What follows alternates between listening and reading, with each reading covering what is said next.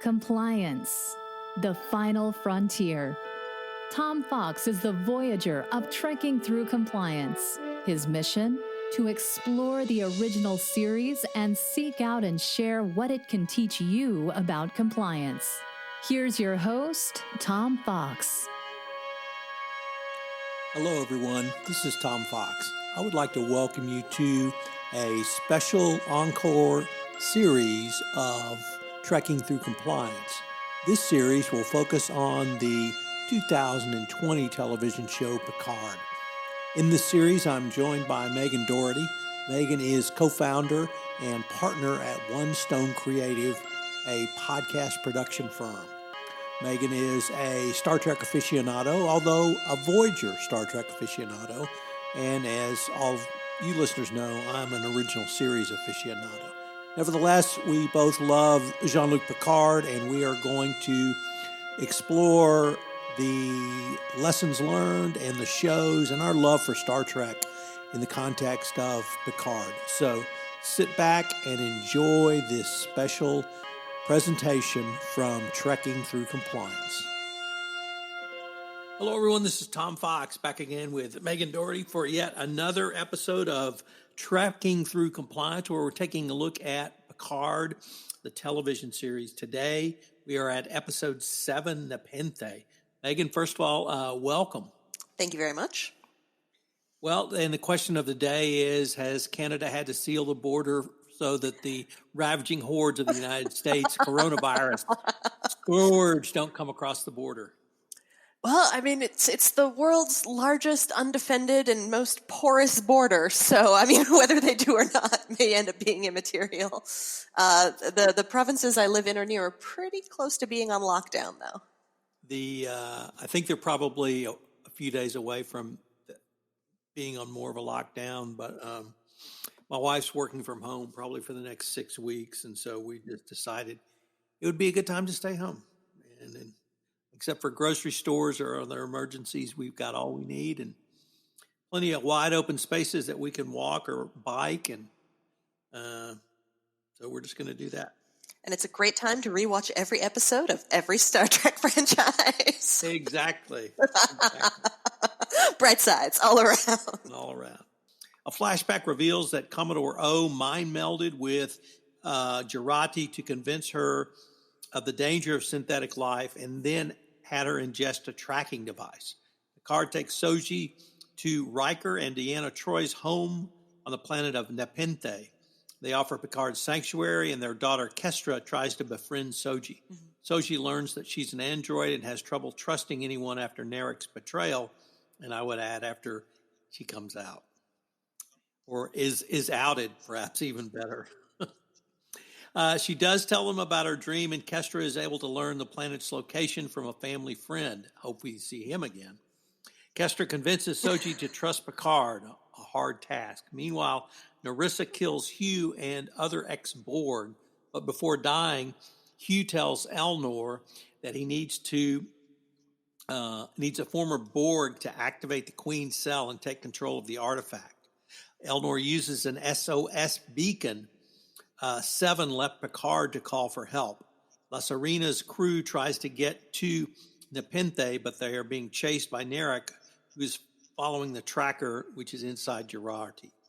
Feeling guilty, Dougherty uses a neurotoxin to put herself into a coma to disable the tracker. La Serena eventually reaches Nepenthe and picks up Picard and Soji. Having read that again, that doesn't even begin to scratch the surface of what was going on in this one. So let me just start. I really want to know, how did you feel when you saw Troy and/or Riker? Oh, my heart. It felt really good. It was so nice to see them. I think there may have been squealing, probably not to the level of when 7 of 9 reappeared. But it was. And this whole series has a lot of the nostalgia, feeling like, oh yeah, okay, I'm back home with my friends again. I thought it was really lovely. What was your experience of it? So I was surprised when I first saw Troy. It was like, oh, cool, that's Troy. When I saw Riker, I was really emotionally moved by that.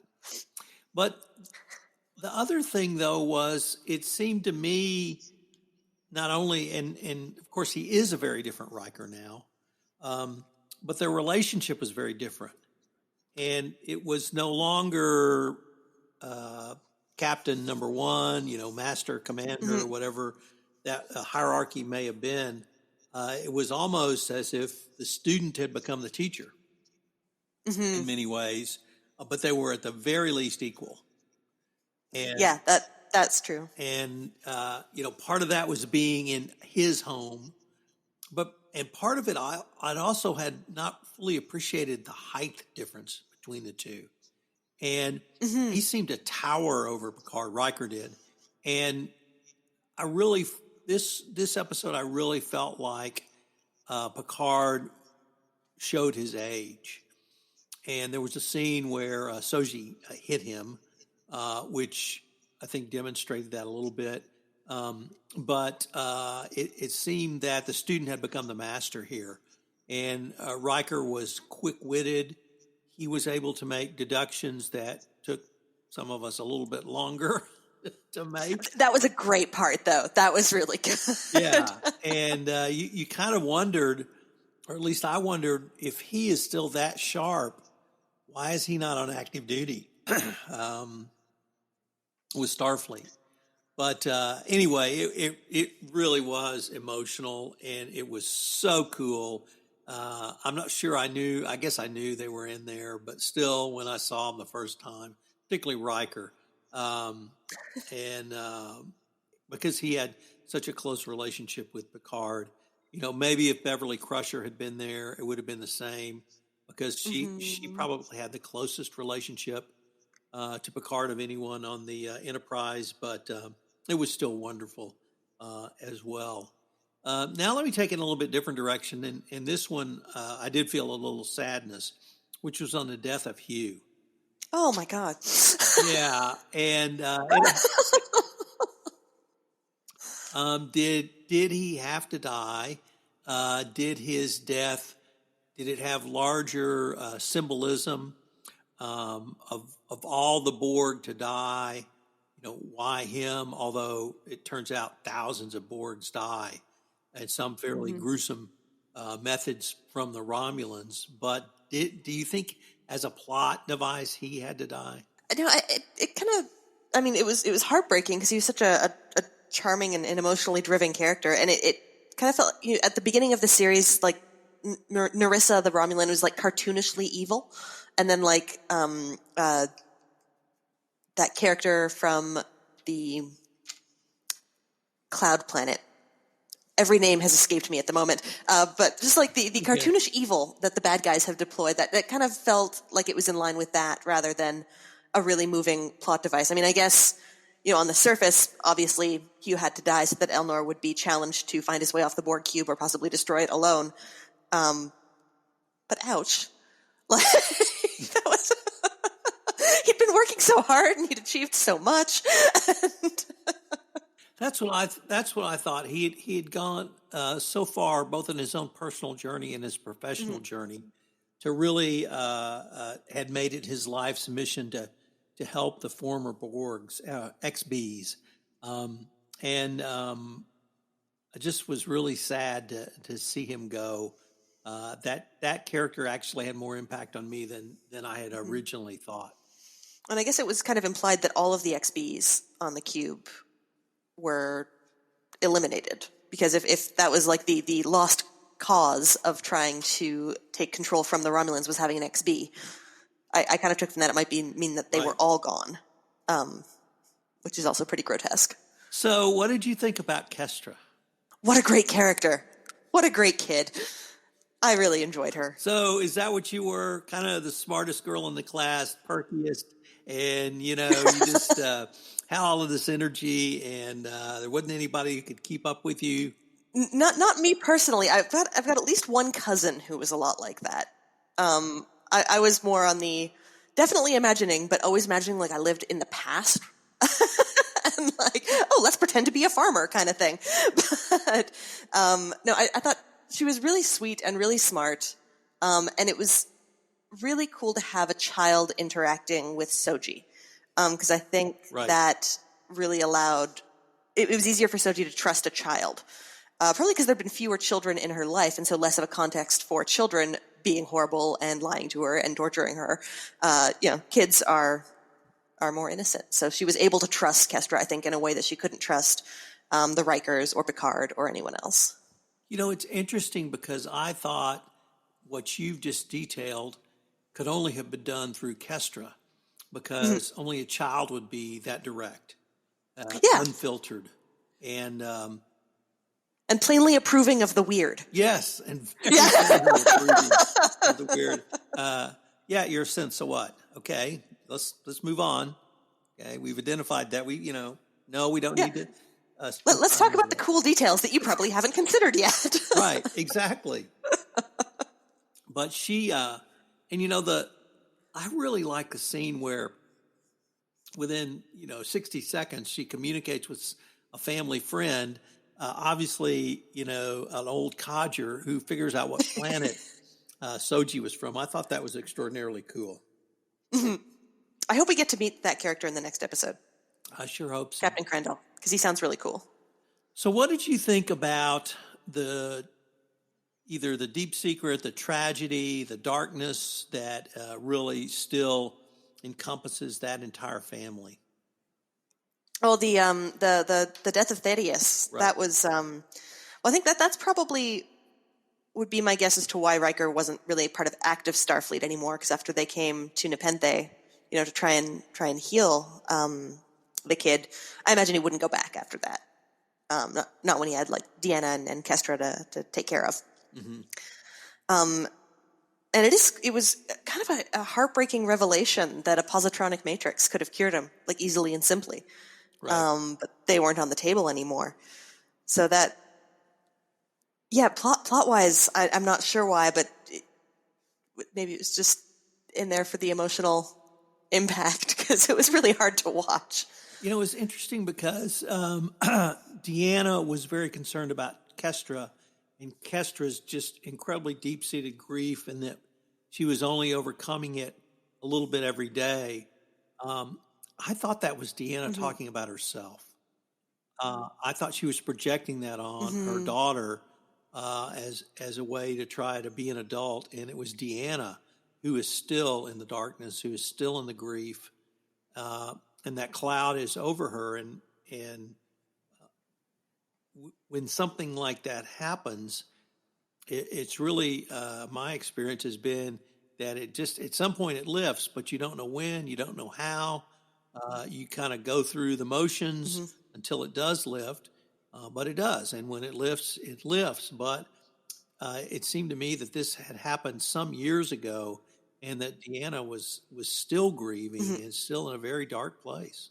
I can only imagine. I mean, I've got no real understanding of what that would feel like. I mean, I can only imagine like losing a child, especially when could have been saved.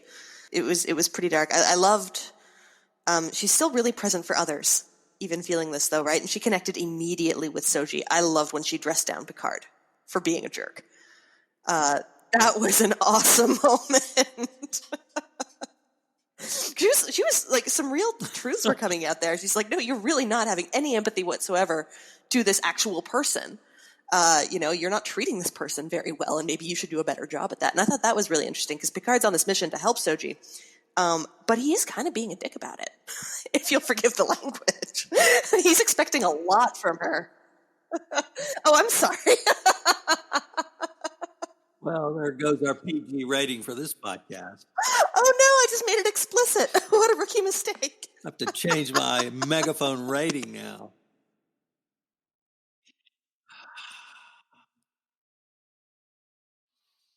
Crazy Canadians. So what about Soji's journey in this? You're absolutely right. Picard was being a jerk, and Soji called him out for it, as did Kestra, and frankly, Troy and Riker as well. But Soji, it just seemed, within the space of about 15 minutes, if we go back to the end of the prior episode and into this one, like, nope, you're not human, you're synth. Let's keep moving, get on with it. No big deal. This guy you thought you were in love with turned out to be a Romulan spy, but don't worry. We're headed to your home planet. Yeah, can't hurt you anymore. And it just seemed like there was a whole lot there that we could have seen her process if we'd had an episode or two to do so. But that just seemed to me to just fly by. And I guess they had to do that, but she seemed to be really going through a lot. It also could have been an effort to make her seem less human. Now that it's kind of out there that she's a synth, that kind of like hyper-fast emotional processing or lack of need for processing could be part of the "hi, I'm a synth" signaling. So what did you think about the great, and you referenced it earlier, the great scene between Riker and Picard where Riker synthesizes the entire plot line over the course of cutting a tomato to put it on his pizza and then putting the pizza in his oven for cooking. Memories of Riker, like he was always sharp and witty, right? And so seeing him kind of just pick up on everything that quickly, it was delightful. Right. From here's an old friend that I'm seeing be awesome again. And it maybe also he is kind of he's firing quicker than Picard is. He's synthesizing what's going on, and kind of taking the pressure of revealing it off of Picard as well, which is kind of a kindness. Because Picard wants to deal with everything himself, is the best captain of all time, blah, blah, blah. And Riker's just like, no, you're in trouble. Here's what I know about your trouble. And now we're going to help you. So stop being whiny, stop being noble. What was your take? Once again, we had some fabulously choreographed fight scenes. This time we had Elnor and Narissa pairing off. And I was really intrigued when she put her gun down back in its what we would call a holster, and she fought hand to hand with Elnor. Now she didn't defeat him. She killed Hugh so that she could escape, but it was still a fabulous fight scene. What were your thoughts? I thought it was kind of funny that it seemed like Elnor had never really considered the possibility of a firearm. Maybe that's outside of his. He's just like, oh wait, guns are a thing. Right. I don't know. She put it out. Maybe she wanted the challenge. Maybe she'd heard of the Order of Nuns and was just like, oh, awesome, my chance to fight one. Well, that's what I thought it was. She realized, although obviously male, he represented that order, and they are death enemies. And she wanted to best him in hand-to-hand combat, literally. That probably does wonders for your street cred in the Tal Shiar. If you... Probably so. We only saw Narek in just a couple of scenes, and he is following via the tracker device. I really thought the way he was portrayed, and these are like 15 seconds maybe 30 seconds max, but I really got the feeling that he may even be more snarky than I had thought he was, because he just had that kind of look about him. Did you get any sense one way or the other in those short scenes? I think I kind of glossed over what was going on with him because I was so distracted by what was happening with Agnes and Raffi, which, I didn't pick up a lot from Narek on this one. Early on, we saw the scene where Commander O mind melds with Dougherty. And I have to say I was very confused by that because I thought only Vulcans could mind meld. So is that... See, I thought O was a Vulcan. See, I thought she was a Romulan masking, portraying herself as a Vulcan. And that's how she got in. Okay, yes. Must maybe a real Vulcan. Well, either she's a real Vulcan and we're in real trouble, or the Romulans have power of mind meld, and then we're in trouble for that as well. So, but throughout, I was trying to think back at any of the series, previous series, I don't recall a Romulan ever mind melding, although, as we do know, they're distant cousins. Yeah, it's kind of hard to tell them apart now that the Romulans have had their makeover in this series. It used to be a lot easier to figure out who was who. I thought it was nice to finally get a little more information about what was going on and kind of what. I mean, I don't think we were really kind of given much about what she actually saw, but it obviously was very impactful. And the tracking device, that scene where she was chewing the tracking device, that was really viscerally uncomfortable. Did that make you feel really weird? Like, I was watching that and I was just like, oh, yeah, I can feel that in my bones. That feels bad. I thought this one really was less of moving the plot forward and more of allowing us to revel in nostalgia. There's a strong possibility that this was like the Riker show. And I'm not sad. Like, I'm not mad about it. The Riker show was great. Just lots of waves of emotion when I saw Troy and Riker, and I'll still remember that about this episode. Some great fight scenes. We did learn some information. Introduction of a great new character, Kestra. I wish we were going to have a series in the future where she was in it, because I'm sure she'd be uber cool in whatever she did. So, any cookies that caught your eye? Not so much on this one. Not so much. The heart, the diatonium heart, was kind of fun. Right. So I think that was from a TNG episode where that was inserted, and also just implies some really cool medical tech, which is always interesting from Star Trek. Yeah, this one to me just seemed like the cookies were right up front, and yeah, the cookies were the Rikers. That was what they were giving us. Do we really need more than that? Probably not so much. Well, till the next episode, Megan, I look forward to continuing the conversation. Same here. Thank you, Tom. If you enjoyed this episode of Trekking Through Compliance, you can help it grow by sharing it with the biggest Trek fan you know.